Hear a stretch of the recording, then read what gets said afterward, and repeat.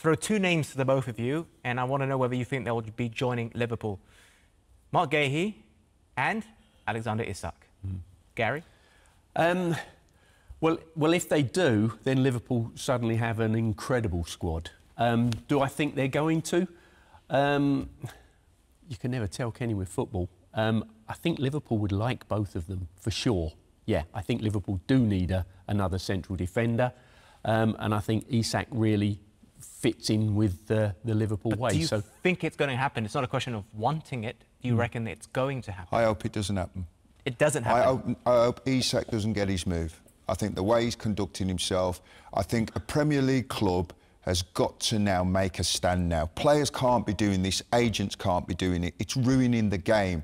What Newcastle have to do, and I think they did it with Gordon, although Gordon didn't play up like Isak's done, but they refused to sell Gordon. Gordon gone on with his job and played the game of football. Isak would not have been the player he was if he hadn't been for Eddie Howe and Newcastle. And for him to down tools like that, I think it's absolutely absurd. And I know between the clubs, they thought they'd agreed a fee, or the agent thought he'd done a deal with Liverpool. Obviously, Liverpool have gone, well, that's what we're going to pay. He's got to play up and we'll get him a move. So I'm hoping, for the good of football, that Newcastle go, right, you're not going, you stay here. Well, in the past, we have seen this happen, and players, sometimes they just end up staying. Like, the most recent one would be Caicedo. I don't know if you remember when he was at Brighton. Yeah. It was the January period. He wanted to leave. Yeah. And they gave him a break and he came back. And I think if we look back a few years prior to that as well, with Van Dijk at Southampton Football Club, before he went to Liverpool, there was a lot of to-in and fro-in there, and you know, Van Dijk... I don't believe he refused to play. No, I didn't. No, I'm not saying that he refused to play, but no, there was a similar scenario, put it that way.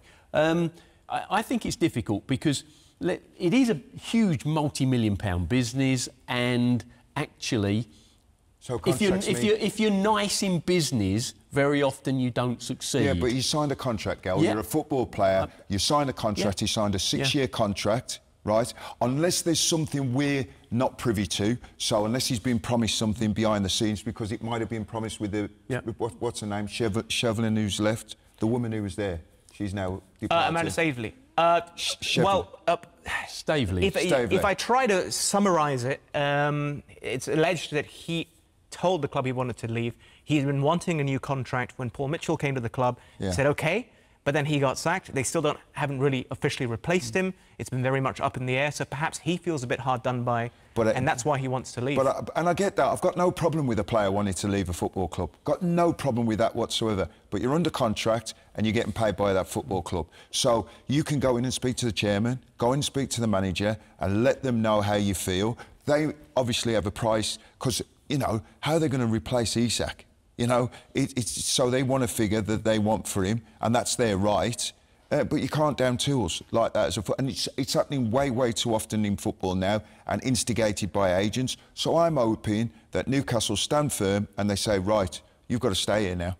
It's become very toxic, though, don't you think? Well, listen, at the end of the day, if Newcastle or the top clubs don't do that, then it's pointless having contracts now. You might as well just say, well, hang on a minute, if a player comes in now, you pay him, you've paid for him, you've paid good money for him, you've actually enhanced his career, which is what Newcastle has done and Eddie Howe's done. And then at the 11th hour before the season starts now for Eddie Howe, he's got an headache because without Isak in the side, they've lost their cutting edge. He's got a major problem for the season now. OK.